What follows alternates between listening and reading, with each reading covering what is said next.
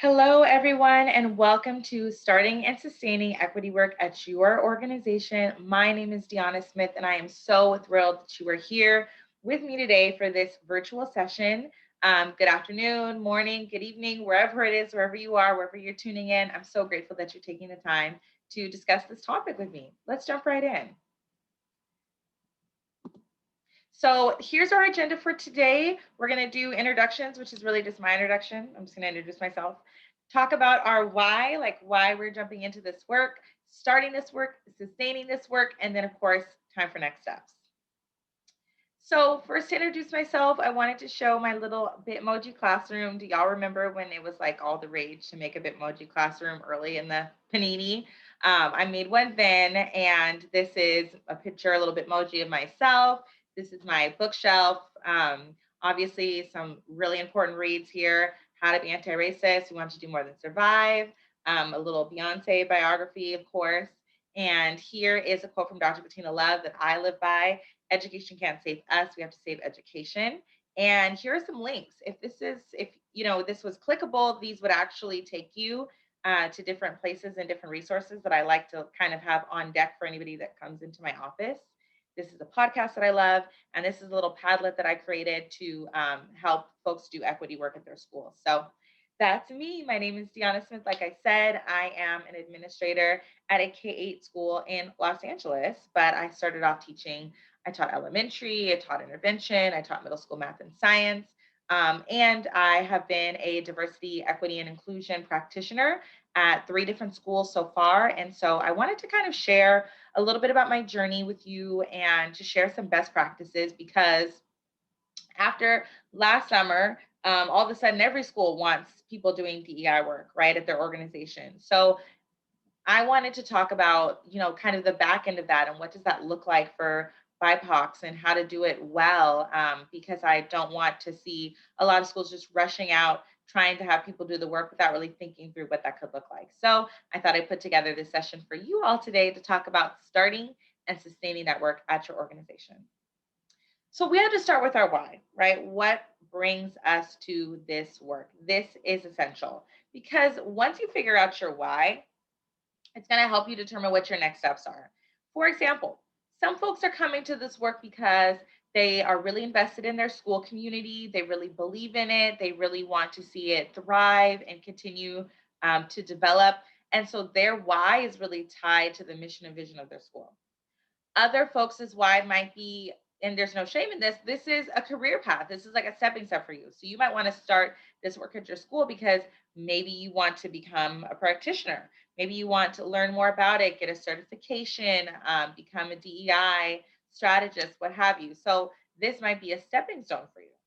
Maybe it's because, you have kids, right? And they're going to school and they're in this world and you just want to contribute. Whatever your why is, it's just really important that you stay connected to that why because that will inform so much of how you move forward.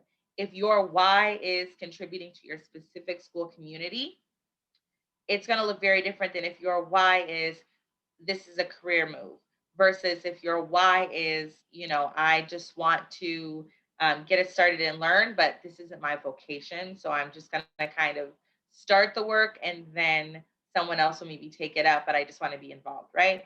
So take a couple seconds right now on, your time. I don't know, you can pause this video if you want and just think about what is your why? What's your vision? What do you see yourself doing? And what level of involvement do you see yourself having with this work a year from now, 3 years from now, 5 years from now, 10 years from now? So you want to pause and take a second here. That's totally fine. I think there's a space in your guided notes that you could write that reflection as well. For me, when I first started doing DEI work, it came out of like a need. I was working at my school and I tell the story all the time. They used to call me Miss Alanius, like miscellaneous. Miss Smith will do all the miscellaneous things in the school. And I started working with my older, mostly white teaching staff. This is in Oakland, California, mind you. So we had 100% students of color. I started working with my older white teaching staff to help them understand like how to be culturally responsive. And it really started with culturally responsive teaching. And I really leaned heavily on Zaretta Hammond, which is back here somewhere. Culturally responsive teaching in the brain was kind of like my guidebook text that I always had at the ready. And that's what I was really using to work with those teachers at that time. So my why came out of I saw a need, a huge gap at my school. And I loved that school. I would still be at that school if it was still open. I was so ride or die for that organization. So my why was really just I wanted to contribute to the school in any way possible. And this is what I was seeing my baby struggling with, my students. So I felt called to do it. I didn't intend to become a practitioner, to become, like a consultant or anything like that at that time. It was really just my passion.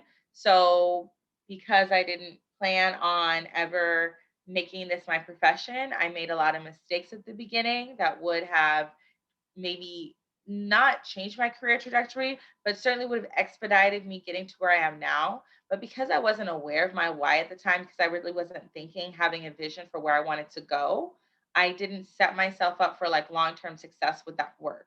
And I'll get into that a little bit more later on. But that's why it's really important to know your why, because that will inform your next move, as always. So you have your why. You're motivated, you're passionate, you really have a strong feeling like, okay, this is why I am in this for this particular reason. You have to start with the internal work. And this session is for my BIPOCs and people of color. It is a common misconception that when we talk about internal work, we're only talking about white folks unlearning the history of legacy and the history and legacy of white supremacy and racism in this country. It is something that we as people of color carry in every fiber of our being. I don't know if y'all are into epigenetics. I love learning about epigenetics and just the way that like trauma shows up in our bodies, the way our cells age differently, right? You can look this up. This is medically our cells in our bodies internalize and respond to in physical ways racism. So you have to begin to unpack and understand how that's impacting you. And the reason why I say this is this: be a program is only as equitable, anti-racist, abolitionist, culturally responsive, whatever, as the person that's implementing it. So what you see is schools pulling on people of color, thinking, "Oh, you're black, you can come do this DI work. You're Latino, come do this culturally linguistic work for us." That is not always the case. That does not necessarily mean that that is someone's skill set. And what other intersections of their identity do you need to contend with and understand? See, because when I show up into the space as a Black woman, I have to make sure I'm doing my internal work to understand and unlearn the legacy of homophobia in our community. I need to understand my privilege as somebody who, was born in this country legally, right? As somebody who has always had citizenship. It's never been a question for me. Other folks might come to this work and maybe you're a person of color, but you haven't thought about the ways in which capitalism has impacted your life and how you growing up in a different environment makes you interact with people differently. All of these things, right? Intersectionality can really Crenshaw. If you all don't know a lot about that already, I would highly suggest recommend looking it up. But that's a perfect example of you need to understand the intersections of all your identities going into this work. Because when you start saying, I'm here to do DEI, I'm here to, or whatever it is, every school, it's kind of alphabet soup. It doesn't really matter what you call it as long as the work is getting done. But if you're showing up to do that work, you're representing everybody. That is including the LGBT plus community. That is including people who are houseless. That is including people who, are linguistically diverse. You have to recognize that you are coming in and representing a larger portion. So what biases do you need to unpack to be able to do this work effectively? So important for BIPOC. And unfortunately, our development in this way often gets overlooked, y'all, because everyone is so focused on helping white people not be racist. So they forget about all of the learning that our community still needs to do. So ask yourself, what biases do you need to unpack, right? How do you need to make sure that you're showing up to this space as a well and healed individual? What's your relationship with whiteness and white supremacy culture? Because, honey, let me tell you, you can have a predominantly white school and not a one white person in the building. Whiteness exists outside of white people. It's an idea that we're all buying into. So you have to decide, how are you buying into the idea of whiteness? If you want to dismantle it, anybody can do that. And what healing do you need? Okay. One book that I always recommend is My Grandmother's Hands. It's a beautiful, beautiful book for people of color that are looking to do their own somatic healing. There's organizations for people of color, all kinds of things. So I would definitely say you need to also prioritize your own healing in coming to this work ready. So for me, when I showed up to this work, um, I had not really thought about how I was upholding whiteness. When I first got into this work, I was very much in. I didn't mean to, but I was really falling into ideas and notions about respectability, ideas and notions about how can we help Black and brown kids basically access whiteness, not decentering whiteness. I was like finding roads to whiteness for people of color when I started doing DEI. So what I ended up doing was I was very focused on um, getting test scores up for people of color, and taking Black and brown kids to the museum so they could do well in SATs, right? Which is, there's a place for that work. But I wasn't yet talking about decentering white, like hegemonic Eurocentric ideas of success and progress in schools. And that was because I hadn't really done my own healing about thinking about how am I upholding whiteness. So that's the reason why you always have to start with internal work when you're jumping into these things, whether you're Black, Latinx, Indigenous, white, all of the above, whatever it is, you have to start with internal work. So take a moment in your guided notes or make some notes about this. And I really encourage you to reflect. Throw on some music, throw on some SZA, light a candle, and like reflect and think about it. Take an hour or two, write through it. If you're some people are processed that way. I'm an external processor, so I get a lot of value out of having intentional and meaningful conversations with other people of color about this. So like have a coffee date with somebody and talk and unpack that if that's something that works for you. But I would highly recommend starting here. All right, I'm gonna keep it pushing. So you have decided your vision, you've done your internal work, and now it's time to assemble your team. This piece is crucial because if this year has taught us anything, you can have one takeaway from 2020, and 2021. Individually, we are expendable, and that's just how it is. Especially if you're out of school, you can get pushed out, turned over, coached out. It hurts me to say, but we are so expendable as Black and brown educators. We are highly qualified. We are hard to find, right? We are highly valuable and highly effective, but expendable ultimately to the school. So finding your team, what that does is two things. It gives you a cloak and a layer of protection, right? Because you're not the only person with the pushback. You're not that one voice that's speaking out. There's nothing wrong with that in and of itself, except for that it exposes you a little bit. And it helps things become a little bit more institutionalized because y'all know if you're at an organization, a school, or what have you, and you are the holder of all the work, there's no systems, it's not written down, it's just here you operating as an agent. When you move on, if you move on, if you decide to leave, if you go on leave, if whatever reason you have, you move away, all of that goes with you. So it's important to think about how will you institutionalize these frameworks? How will you create it? That's not just the way that I do it. This is a framework for how we're going to do it. And it's going to be codified and it's going to be in our shared language. So finding your team is super, super important for that reason. So you got to talk about how can you lean on your fellow people of color?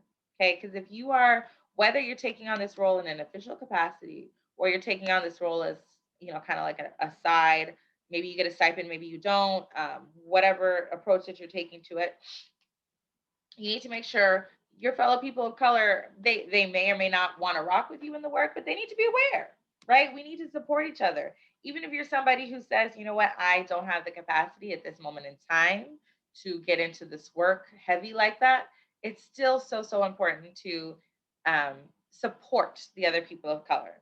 And you got to have your allies, co-conspirators, accomplices, whatever vernacular they're calling themselves at that moment, it's crucial, right? Crucial to at least attempt to engage them. Now, that's not to say that you have to do things their way or on their terms or whatever weirdness there. It's that you need to have some white folks that can spend their privilege. You need to have some folks that are ready to, when the time comes, stick out their neck for you. If y'all remember, maybe 2 or 3 years ago, it was before the panini, everything's a blur.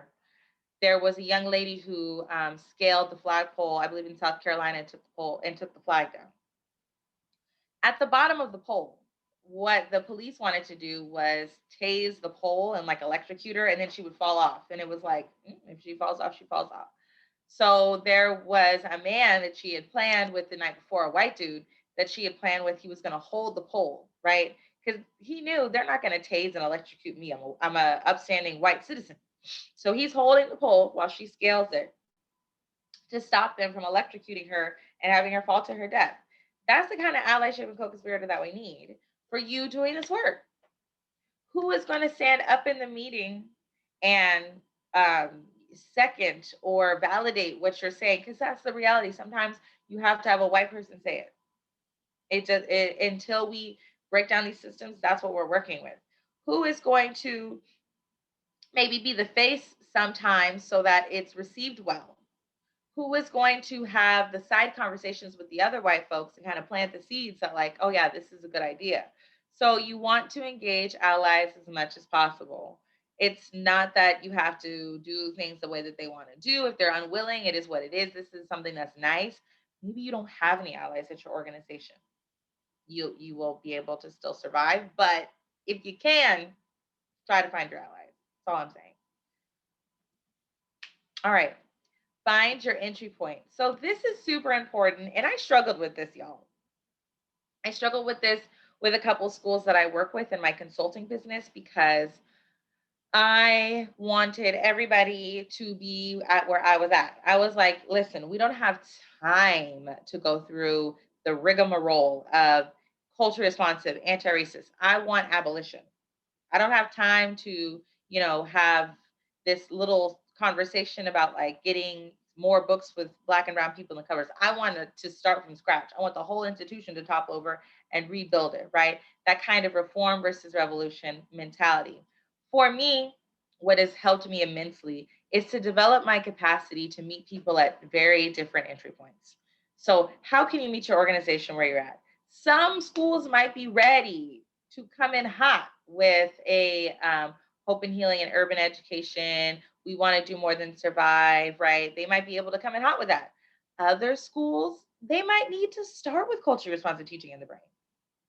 They might not be ready for something that says abolition yet. They might not even be ready for something that says equity. They might still want to say diversity, right? It really just depends on where every school is at. And it doesn't mean that they will never get there, but you have to be very strategic when picking your entry points. You have to be strategic when picking your entry points because, especially if this is like you're working with a group of teachers, like this is your team, you're going to be with these people for a while. You have to invest in them. That's the dirty work. That's the in the trenches work that it kind of sucks to do, but that pulling teeth that coming along, okay, that piece, that's the part that is really the where the rubber hits the road, and that's why the entry point is so important. What terminology works best? Your principal might shut down if you come in saying abolitionist teaching because they're going to think abolish the police, which that's good too. But a lot of folks don't really understand what it is. So you might have to call it something else. And that's okay. It gets kind of alphabet soupy with the, ethnic studies versus CRT, whatever.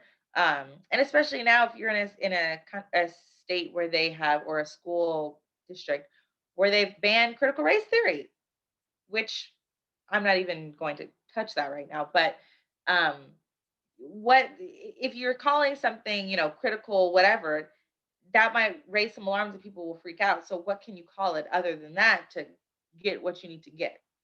All that to say, the entry point is super important. There are books for every entry point. There are books for the people who are ready to have the difficult conversations. There are books for people who are like, I'm going to dip my toe into it. So, what will be well received? What terminology works best for your school? And where can you find your entry point? And I'm referencing books a lot because I really think that when you start doing this work, it's so helpful to have a framework or a frame of reference. So, I would highly recommend choosing a scholarly text and using that as your framework. Even if you're not sharing it with the teachers, you're using that for you and it's going to help you discern what your moves should be and what they could look like and what you could implement next, right? And I'm pretty sure y'all will have my email, so you can reach out for me if you'd like to talk like more specifically about customizing something for your school. But think about what your entry point will be. All right. Now is the time where we really start working, we start mingling, right? We need to leverage relationships. Who have you already built trust and rapport with? If you're at a school, maybe one of the assistant principals, maybe it's the instructional coach, maybe you and the principal are buddy buddies, right? You guys, are always getting coffee at the same time.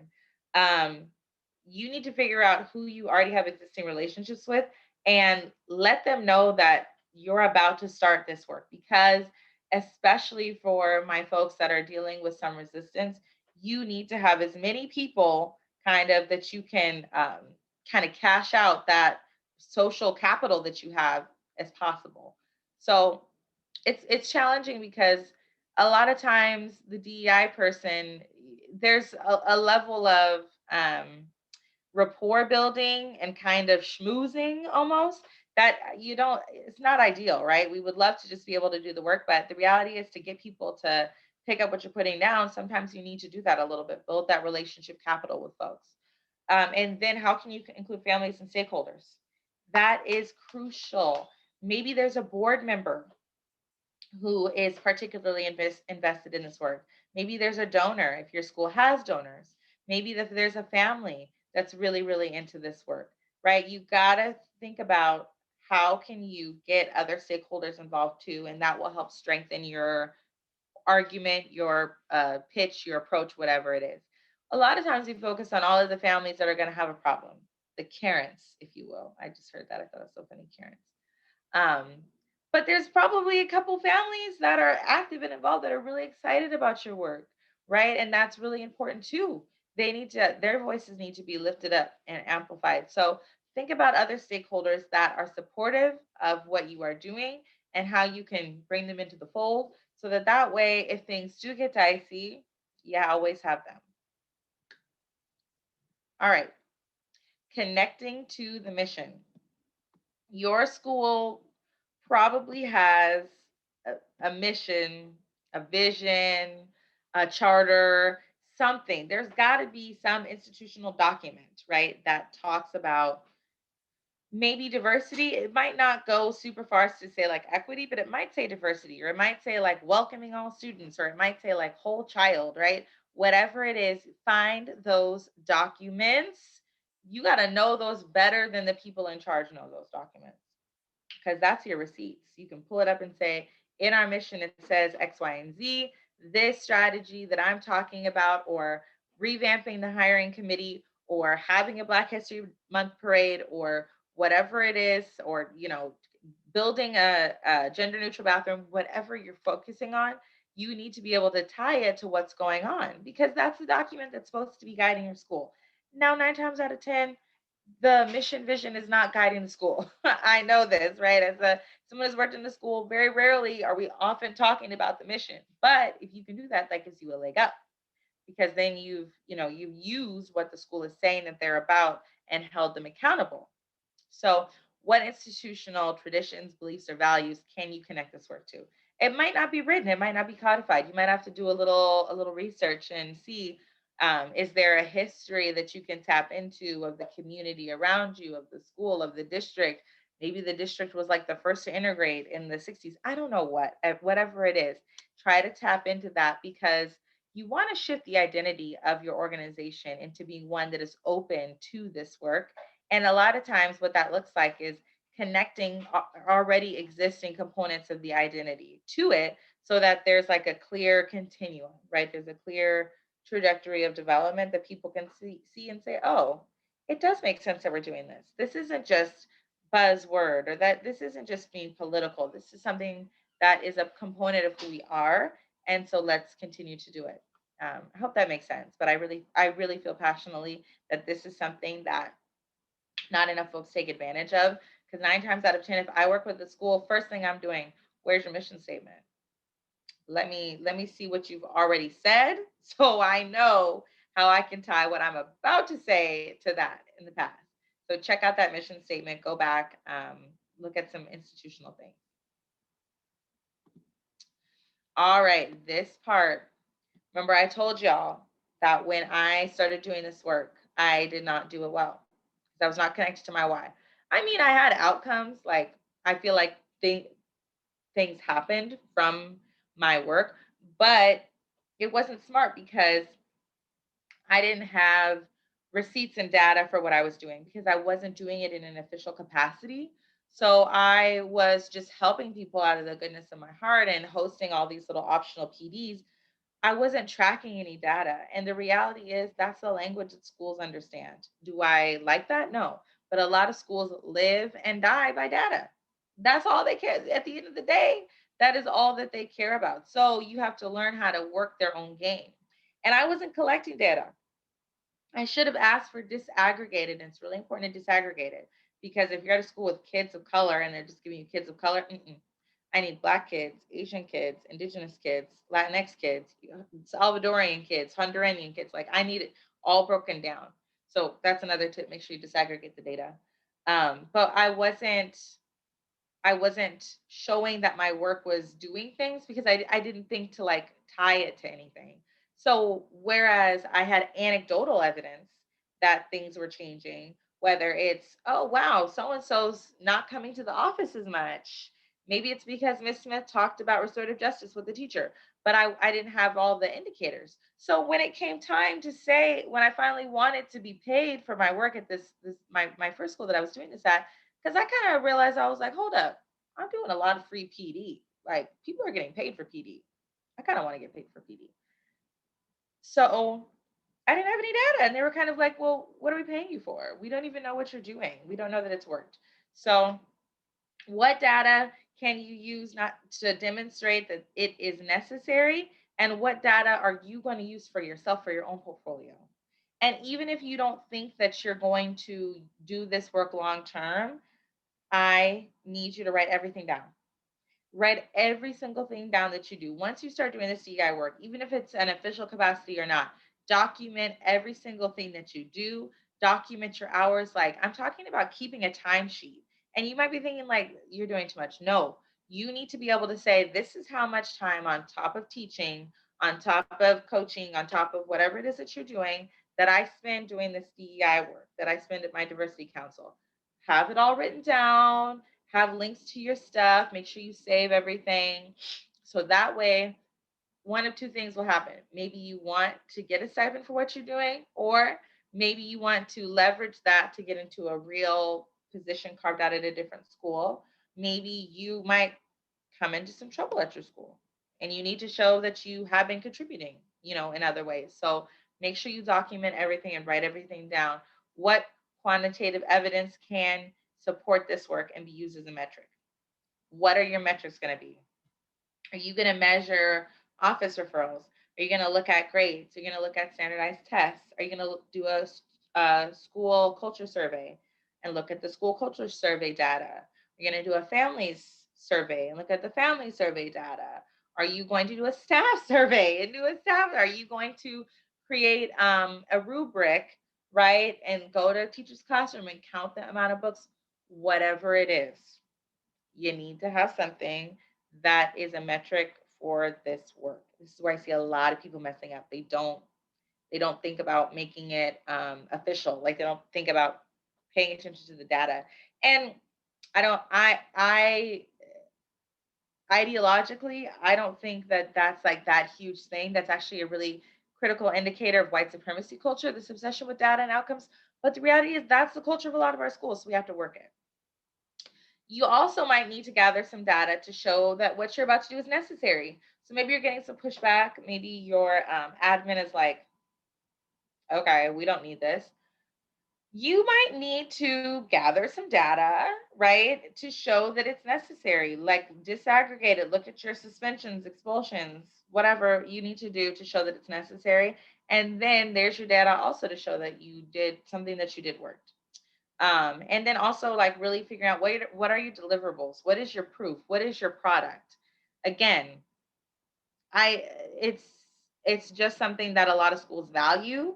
I don't think that it has a lot of inherent value in and of itself because I think that our obsession with like wanting to quantify everything is a part of white supremacy culture. But the reality is that's where a lot of schools are. So, what are your receipts? What is your data? And I would keep all of that. All of that, keep track of all of that. And I'm going to talk about all of that in a second right now. Protect yourself and your intellectual property. This is number one, y'all. I can't tell you how many times I played myself with this one. So I've worked at a couple different schools that I've had a problem with my intellectual property not being protected. And what that looks like is I create a product for you that a school, right? I create something from my own, brain, and it helps teachers understand, I don't know, anti-racism, or it's something that I used in my lesson observation, or something that I use in coaching, because I used to coach also teachers on this work. And so I would create different documents and protocols and inventories as part of my coaching work that they were really that helped me coach. um, and then I leave an organization because they did me dirty and come to find out that organization is still using that. I didn't protect my intellectual property because the way that I shared it, right? I let everybody get put onto my stuff. And so I think when you're talking about like what it is that you're going to do, what your products are going to be, and how you're going to like almost market yourself within your school, within your district, make sure that you have a plan for what is your intellectual property and what is not. If you create a PD for whatever culturally responsive teaching as part of your job, who owns that PD after you leave? And it might sound, kind of crazy to think about that, but I can tell you from experience, you want to make sure that your stuff is your stuff. And this is another reason why I have worked at schools in the past that I don't do this work at all. They're like, aren't you like on Instagram doing this work? Like, why don't you do it at your school? It's for this exact reason because people pay for my intellectual property if they're anywhere else in the world. So, am I going to give it to my school for free? No. Like, they can hire me to do that. But as it is right now, it's not, if it wasn't in my job description at that time, I wouldn't just do it. So, I think you also need to think about compensation. Decide now, are you going to do this to get some experience under your belt for like a year or so and then ask for a stipend? Are you going to ask for a stipend right out? What does your compensation look like? Or even, can you get an extra prep? Can you get some release time? That's another way. Some schools like to start with release time. My first job, I didn't get a stipend. I just got like, I left early on Fridays to do the work. Career advancement. Keep all of your receipts, keep all of your data, be able to show the next school or whomever, this is what I did, this is what I was able to produce, right? And always figure out who owns your products. Even this session right now, right? I have a conversation with any conference that I'm doing about, okay, who owns this recording? Is this recording mine? Is this recording yours? So I think it's something that we need to really normalize talking about. And I think as teachers we're a little disinclined because it can feel a little corporate, a little businessy. But believe me when I tell you, on the other end, when you realize that you were up until 1 a.m. creating something, and then that school, just continues to use it and yet perpetually long after you're gone, or, heaven forbid, make somebody else is making money off of it, it's you're going to definitely wish that you would have been a little bit more businessy. So I think it's super important to just name this and normalize having these conversations with your administrators. You need to make sure that this is something that you actually get in writing. I would say a lot of things too. If it's a conversation, here's one thing I always do. If I talk to you in the hallway, or you call me into the office and we have a quick chat, I always send a follow up email. Thank you so much for our conversation. I just wanted to wrap up that this, and this, XYZ, we're good to go. I always send a follow-up email. And sometimes people are like, why are you sending like this follow-up email? We hash everything out. But if it's a sensitive topic, if you're asking me to do something like outside of my job description, or I go into your office and you're saying that you don't support X, Y, and Z, like, or that I'm being like too political, I always make sure I document that. You need to have a paper trail. The paper trail is so, so important in this work. So again, this is the piece about sustaining the work, sustaining yourself. You need to protect yourself and sustain you, because you can definitely get tired and exhausted through this work if you are not supporting your own needs the way that you need to be doing. Okay. So I want to, this is where I want to wrap up, but I thank you all so, so much for being here. And of course, like something I didn't mention, I think there's another session on self-care during this conference. So I would highly recommend looking into that session. I didn't want to go too much into it because I know someone else is doing that. So really think about what self-care will look like for you. I would love nothing more than to chat with you all a little bit more about this work, or what you have going on. My Instagram and Twitter and email and all that good stuff should be available in your packet. So please reach out to me if you have any questions, or if you would like some one-on-one coaching for how you can start and sustain equity work at your organization. Again, my name is Deonna Smith, and I hope you have a wonderful day. Thanks so much.